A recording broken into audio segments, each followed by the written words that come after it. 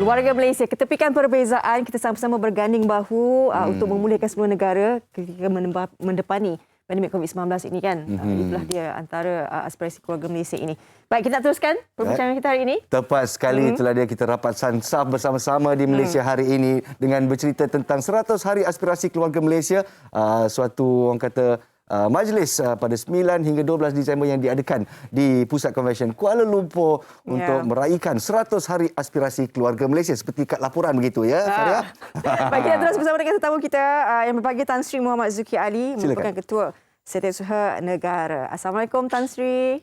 Ya, Waalaikumsalam. Selamat pagi. Terima kasih bersama kami Tan Sri. Ya. Baiklah, bolehkah Tan Sri ceritakan sikit tentang apakah 100 hari aspirasi keluarga Malaysia atau AKM ini? Silakan Tan Sri. Ya, pertama terima kasih banyak Nas dan juga Fariha. Terima kasih juga MHI dan juga TV3 lah kerana beri saya peluang untuk ke udara bersama-sama pada pagi ini untuk berkongsi mengenai program 100 hari keluarga Malaysia, aspirasi keluarga Malaysia. Sebenarnya 100 hari aspirasi keluarga Malaysia merupakan program ataupun inisiatif yang telah ditetapkan oleh 31 menteri dan juga yang melibatkan 26 kementerian dan juga 5 agensi di bawah Jabatan Perdana Menteri. Program ini merupakan bentuk pembuktian ya tentang pencapaian prestasi dalam 100 hari pertama selepas Yang Amat Berhormat Datuk Seri Ismail Sabri Yaakob dilantik sebagai Perdana Menteri dan juga seluruh jemaah menteri lah. Jadi untuk makluman Penas dan juga Fariha serta para penonton sekalian, syuarat jemaah menteri pada yang pertama selepas Yang Amat Berhormat Perdana Menteri dilantik telah bersetuju agar menteri-menteri kabinet membentangkan laporan prestasi aspirasi masing-masing 100 hari pertama pentadbiran kerajaan. Iaitu dia antara inisiatif bagi setiap aspirasi adalah berlandas kepada 6 teras utama. Itu yang pertamanya menstruktur semula ekonomi, yang keduanya untuk menjamin keselamatan dan juga ketenteraman negara, yang ketiganya meningkatkan kesejahteraan sosial, yang keempat mempertingkatkan infrastruktur menyeluruh, dan kelimanya memperkukuh penyatuan dan juga acuan keluarga Malaysia, dan yang terakhir untuk memperkasa penyampaian perkhidmatan lah. Cik Nas dan juga Puan Fariha. Baik, Tan Sri nak tanya. Tadi seperti mana yang Tan Sri cakapkan, seolah-olah bahawa 100 hari awal ni macam menjadi kayu pengukur Tan Sri, menilai prestasi sesuatu pentadbiran. Jadi mungkin ada yang ramai tertanya-tanya lagi Tan Sri, apakah penghasilan 100 hari pertama Yang Amat Berhormat Perdana Menteri kita, dan juga perbezaannya melihat pendekatan Datuk Seri Ismail Sabri Yaakob ini? Ya, terima kasih Nas. Sebenarnya saya ingin berkongsi Perdana Menteri Malaysia yang ke-9 Datuk Seri Ismail Sabri Yaakob genap 100 hari menggalas tanggungjawab mengambil alih tampuk pemerintahan negara pada 28 November yang lalu lah. Dan kita perlu ingat juga pada ketika itu, semasa awal pentadbirannya, keadaan politik, ekonomi maupun kesihatan masih tidak begitu stabil. Dalam isu kesihatan rakyat khususnya, semua pihak masih lagi berusaha untuk menangani pandemik COVID-19. Ketika itu kita lihat penularan wabak COVID-19 masih berada pada tahap membimbangkan, dan Nas masih ingat, jangan lupa lebih daripada 20,000 kes jangkitan yang dilaporkan setiap hari ketika itu. Betul. Namun Alhamdulillah, berkat kesabaran, berkat kecekalan kita semua rakyat Malaysia, sama ada inisiatif dari pihak kerajaan maupun kerjasama seluruh warga, dalam tempoh 100 hari ini wabak COVID-19 yang melanda negara nampak berjaya kita kurangkan. Betul. Dan hari ini kita lihat purata kes COVID-19 di Malaysia direkod pada kadar di bawah 5,000 kes harian. Dan kita harap ianya akan berterusan. Kadar kematian, kadar kes pesakit yang ditempatkan di ICU juga menunjukkan penurunan. Usaha-usaha bagi mengekang wabak ini daripada terus menular masih diteruskan oleh pihak kerajaan. Jadi seiring dengan usaha tersebut dan pencapaian yang prestasi setiap ahli jemaah menteri akan dinilai. Sebelum ini ditandakan sebagai KPI ataupun Key Performance Indicator.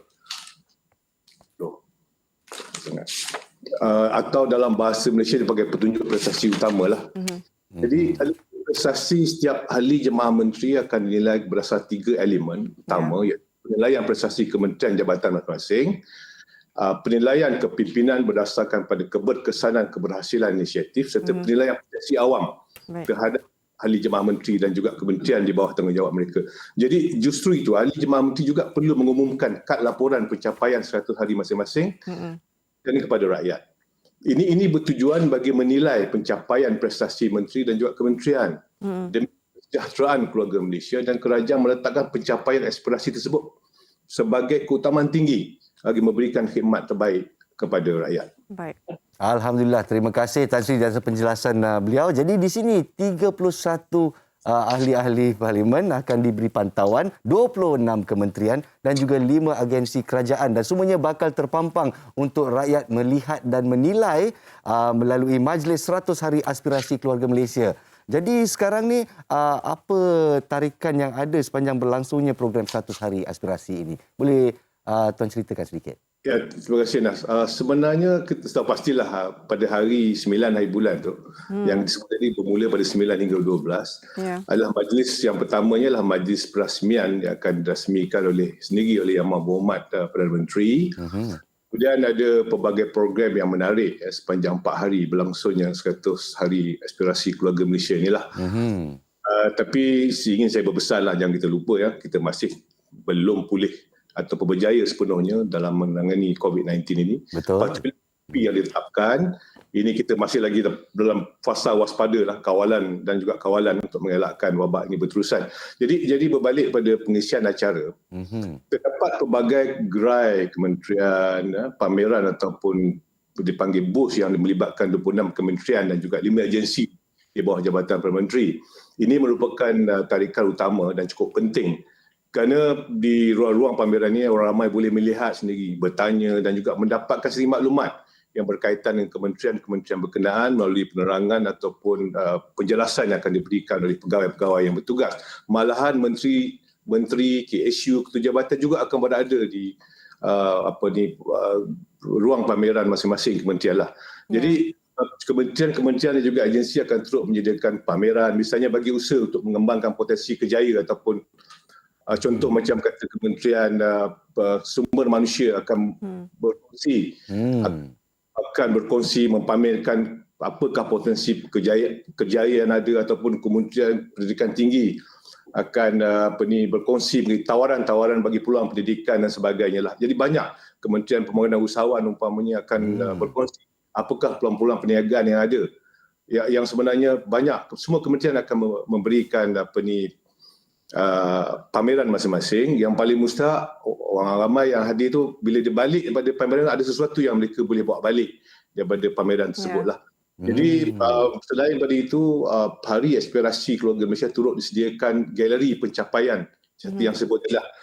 Ramai boleh melihat sendiri apakah KPI yang telah ditetapkan dan setakat mana pencapaian yang telah mereka capai lah. Dan publik boleh menilai sendirilah capaian tersebut lah. Di samping mendapatkan program-program sebenarnya tawaran-tawaran, bantuan, matching, apalagi peluang-peluang perniagaan dan juga jualan untuk para usahawan yang kita akan berkongsi bersama-sama dengan orang ramai yang hadir lah. Tapi yang penting di sini transparansi dia jelas ternyata di sini untuk rakyat menilai dengan mata mereka sendiri, ya Fariha. Baik. Tan Sri, terima kasih banyak-banyak di atas perkongsian ini, dan mungkin kita berharap sedikit Tan Sri menyuruh orang ramai untuk sama-sama, katanya 4 hari kan? Ya. So pastilah kita mengharapkan kejayaan program 100 Hari Aspirasi Keluarga Malaysia ni akan perlukan sokongan semua pihak lah. Yang yang pertama. Yang keduanya, harapan kita supaya semua program aspirasi keluarga Malaysia secara jangka panjang dapat dijayakan dengan sama semua pihak, termasuk pihak swasta, pihak orang ramai dan sebagainya. Malahan pada hari tersebut juga kita akan bagi peluang kepada orang ramai untuk bagi pandangan. Kita ada satu buat khas untuk mereka bagi pandangan apakah hasrat mereka, setakat mana yang telah tercapai, apa yang mereka ingin kementerian-kementerian buat untuk memastikan agar semua rakyat Malaysia dapat sama-sama menikmati apa yang kita rancang lah. Jadi kita semua kena faham bahawa konsep keluarga Malaysia dan juga program aspirasi keluarga Malaysia merupakan perancangan bagi memastikan tidak ada golongan di Malaysia yang tercicir.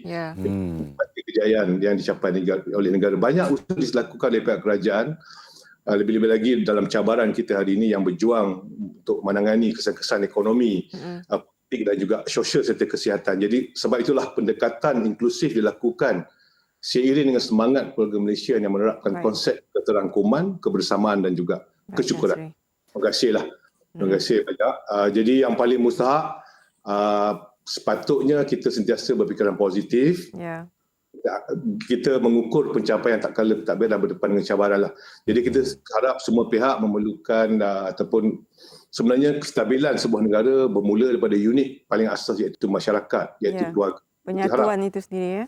Ya, sebab itulah idea ini perlu disokong dan dijayakan lah. Terima kasih banyak. InsyaAllah. Terima kasih diucapkan kepada yang berbahagia Tan Sri Muhammad Zuki Ali, Ketua Setiausaha Negara di atas inisiatif aspirasi 100 Hari Aspirasi Keluarga Malaysia. Diharap transparansinya akan berkekalan dan juga rakyat boleh membeli maklum balas selama 4 hari 9 hingga 12 Disember di Pusat Convention Kuala Lumpur. Kita dah dapat persiapannya tadi dan insyaAllah kita beriadah beramai-ramai, tapi ingat SOP sentiasa dijaga, insyaAllah. Assalamualaikum Tan Sri. Terima kasih banyak. Tan Sri. Waalaikumsalam. Baik, keluarga Malaysia kita yang sebenarnya akan menjayakan. Bersatu kita teguh. Bercerai kita roboh. Jadi kita sama-sama bawa keluarga kita beriadah ke KLCC, insyaAllah. InsyaAllah.